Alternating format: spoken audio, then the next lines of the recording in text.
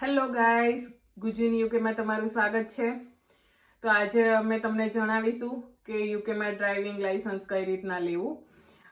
તો થોડા ટાઈમ પહેલા મેં થિયરી ટેસ્ટ પાસ કરેલી હતી અને મેં પ્રેક્ટિકલ ઓલરેડી આપેલું છે અને મારે 1 વર્ષ ઉપર લાઇસન્સને થઈ ગયું છે, મેન્યુઅલ લાઇસન્સ.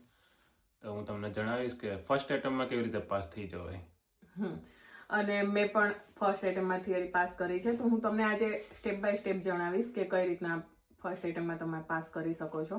ઘણા બધા અહીંયા યુકેમાં એવું કહેતા હોય છે કે ફર્સ્ટ એટેમ્પમાં તમારે પાસ કરવું ઇઝી નથી, પણ તમે થોડી પ્રિપેરેશન કરો તો તમારે પાસ થઈ જાય છે. એવું કંઈ હાર્ડ હોતું નથી.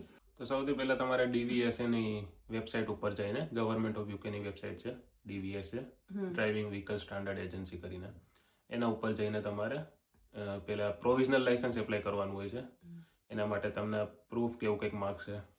હવે તો બધું ઓનલાઈન થઈ ગયું છે. પહેલાં ફિઝિકલ આઈડી માગતા હતા, તો આપણે ફિઝિકલ આઈડી પોસ્ટ કરવાનું હોય. એ લોકો વેરીફાઈ કરે તમારું ફિઝિકલ આઈડી, પછી તમને પ્રોવિઝનલ લાઇસન્સ અને ફિઝિકલ આઈડી રિટર્ન બેક કરે છે પોસ્ટ દ્વારા. અત્યારે ઓનલાઈન થઈ ગયું છે, તો ઓનલાઈનમાં કદાચ તમારા BRP નંબર કે કોઈ સ્કેન કરીને પણ કરી શકતા હશો, કે પાસપોર્ટનો ફોટો પાડીને. તો એ રીતે તમારે પ્રોવિઝનલ લાઇસન્સ આવી જાય અને પછી થિયરી ટેસ્ટ બુક કરવાની હોય છે એની જ વેબસાઇટ ઉપર, અને એના પછી એ તમારે પાસ થઈ ગયું હોય તો તમે પ્રેક્ટિકલ એના પછી બુક કરી શકો છો.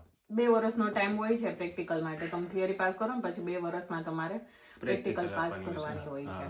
એટલે જેવી થિયરી પાસ કરો એટલે તમારે પ્રેક્ટિકલના લાઇસન્સ ને એવું લેવાનું ચાલુ કરવું હોય તો કરી શકો તમે. થિયરી માટે તમારે 2 કેટેગરી હોય છે, MCQ અને હઝાર્ડ પરસેપ્શન. MCQમાં તમારે 43 આઉટ ઓફ 50 પાસિંગ માર્ક્સ હોય છે અને હઝાર્ડ માટે તમારે 44 આઉટ ઓફ 75 પાસિંગ માર્ક હોય છે, અને એમાં 14 વિડીયો ક્લિપ આવે છે. તો આ તમારે બેઝિક હોય છે. તો મેં કોઈ જે એપ્લિકેશન છે એ પરચેસ નથી કરી. ઘણા બધા પરચેસ કરતા હોય છે. તો આ એપ્લિકેશન ફ્રી નથી હોતી, પણ અમે ફ્રી લીધી હતી. મારી પાસે એક સબસ્ક્રિપ્શન હતું લાઇબ્રેરીનું. હેરોમાં રહેતા હતા અમે ત્યારે, તો અમે ત્યાં રજીસ્ટર કરેલું છે. તો મેમ્બરશિપ જે હોય લાઇબ્રેરીની, એના ઉપર એ લોકો એપ્લિકેશન ફ્રી આપતા હતા. તો તમારી મેમ્બરશિપ આઈડી તમે એમાં નાખો તો તમને એપ્લિકેશન ફ્રી યુઝ કરવા મળે. તો એકચ્યુઅલી મેં લીધી હતી જ્યારે મેં પાસ કરી ત્યારે થિયરી 4-in-1 કરીને છે, એપ્લિકેશન પરચેસ કરી હતી. પણ જ્યારે આનું આપવાનું હતું એ ટાઈમ પે મારી પાસે લાઇબ્રેરીનું કાર્ડ હતું, તો એનાથી અમે એના ફોનમાં ફ્રીની એપ્લિકેશન કરી નાખી. તમે જો વેહરો, વેમ્બલી કે એ બાજુ રહેતા હોય, તમે લાઇબ્રેરીમાં જઈને ત્યાં ફ્રીમાં રજીસ્ટ્રેશન જ હોય છે, એ કરાવી શકો છો. અને એના મેમ્બરશિપ નંબર ઉપરથી તમે application free pro theory test કરીને છે ને કંઈક, થિયરી ટેસ્ટ પ્રો કરીને એપ્લિકેશન છે, તમને એનું તમે લઈ શકો છો ફ્રી એક્સેસ મળી જાય તમે ત્યાં રજીસ્ટ્રેશન કરાવો ને. તો મેં 1 જ મહિનામાં તૈયારી કરી હતી થિયરી માટે. તો પહેલા સ્ટાર્ટિંગ મેં કર્યું હતું MCQ થી. તો MCQમાં તમારે કેટેગરી વાઇઝ હોય છે, તો એમાં 700 થી 800 ક્વેશ્ચન હોય છે. તો તમે પહેલા બધી કેટેગરી કવર કરી શકો છો અને પછી તમે મોક ટેસ્ટ આપો તો તમને વધારે ઇઝી રહે. અને એના પછી મેં લાસ્ટમાં હઝાર્ડ રાખ્યું હતું. હઝાર્ડના વિડીયો રાખ્યા હતા, કેમ કે એમાં એટલી વાર નથી લાગતી. MCQમાં ઘણા બધા ક્વેશ્ચન હોય છે, એમાં થોડી ટાઈમ લાગે છે તમને. એટલે મેં આવી રીતના તૈયારી કરી હતી. અને એના પછી તો ભગવાન ભરોસે ગઈ હતી હું, અને મારું એક્ઝામ સેન્ટર હતું અક્સબ્રિજ. તો હું ત્યાં ગઈ ત્યારે એટલી નર્વસ હતી. મને એવું થઈ ગયું હતું કે પાસ થઈશ કે નહીં થઈશ. બધાને ઓબ્વિયસ એવું થાતું જ હોય, પણ તો બી એટલી નર્વસ હતી હું. અને જ્વેલરી એવું ત્યાં તમે ના પહેરીને જાઓ તો વધારે સારું, અને પહેરેલું હોય તો ત્યાં તમને લોકર ને એવું હોય છે, ત્યાં તમે બધું મુકાઈ દે ત્યાં.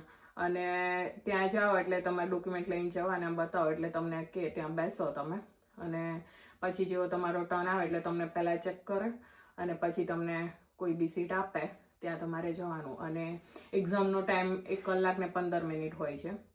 તો એ ટાઈમમાં તમારે પહેલાં MCQ ને પછી તમારે 5 મિનિટ જેવું બ્રેક હોય છે. 5 મિનિટ જેવું હોય છે ને? 60 મિનિટનો MCQ હોય ને? હા. અને પછી એના પછી તમારે હઝાર્ડના વિડીયો આવે. તો એ 5 મિનિટના બ્રેકમાં તમે રેસ્ટ કરી શકો ખરો હોય છે. મેં કંઈ એવો ખાસ રેસ્ટ કર્યો નહોતો. મેં તો MCQ પછી ડાયરેક્ટ જ હઝાર્ડને આપી દીધી. તો હાફ એન અવરમાં મારી પતી ગઈ હતી. અને એ પતી જાય એટલે તમે નીકળી શકો. એવું નહીં કે ભાઈ 1 કલાક 15 મિનિટ છે એટલે એટલો જ ટાઈમ તમારે ત્યાં રહેવું. તમે પતી જાય એટલે તમે નીકળી શકો છો. નીકળો પછી તમને ત્યાં રિઝલ્ટ આપી દે છે એ લોકો તરત જ.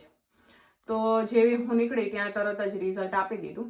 પણ ત્યાં ઓપન કરવાનું નથી હોતું કેમ કે ત્યાં ઘણા બધા લોકો એક્ઝામ આપવા આવતા હોય છે અને પછી આપણે હાવભાવ ઉપરથી એ લોકોને ઇફેક્ટ કરે એટલે રિઝલ્ટ ઓપન કરવાની એ લોકો ના પાડે ત્યાં કે સેન્ટરની બહાર નીકળો ત્યારે તમે ઓપન કરો તો તમે બાકીના લોકોને તમારા રિએક્શન ઉપરથી કોઈ પ્રોબ્લેમ ના થાય. હા, એટલે પછી મેં બહાર નીકળીને મારું જેવું રિઝલ્ટ ઓપન કર્યું તો ફાઇનલી પાસ હતી હું અને સારા એવા સ્કોર સાથે.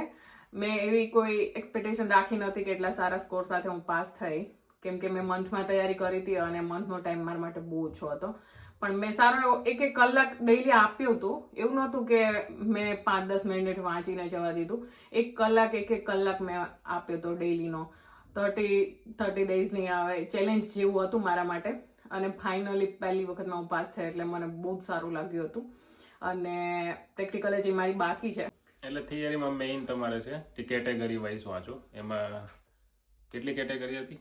10 થી ઉપર કંઈક હતી સમજો. હા, 10 થી ઉપર 10 11 જેવી દરેક કેટેગરી. કેટેગરીમાં ક્વેશ્ચન્સ હોય છે 20, 25, 50 એ રીતે. તો કેટેગરી વાઇઝ વાંચો. એક કેટેગરી જ્યાં સુધી ના પતે તમારે 100% એમાં તમારે પૂછશે આવે છે કે કેટલા ક્વેશ્ચનના કેટલા આન્સર તમે સાચા આપ્યા નહીં. તો એ તમે વારાફરતી કેટેગરી વાઇઝ વાંચો. એક કેટેગરી ફિનિશ કરો તો તમારે બેસ્ટ રહેશે ને એ રીતે તમે પાસ થઈ જ જશો 100%. અને લાસ્ટ મેં મોકમાં જ્યાં સુધી મારે 50 આઉટ ઓફ 50 નહોતા આવતા ને ત્યાં સુધી હું મોક ટેસ્ટ આપતી જ રહેતી હતી. લાસ્ટ મારે છેલ્લે 2-3 દિવસ કન્ટિન્યુઅસ 50 આઉટ ઓફ 50 આવ્યા ને ત્યાં સુધી મેં એક્ઝામ આપતી રહી અને મોક ટેસ્ટ આપતી રહેતી અને પછી હું સીધી એક્ઝામમાં ગઈ હતી એટલે મને એનાથી ઘણી રિલીફ રહેતી. તો હું તમને સમજાવીશ પ્રેક્ટિકલનું.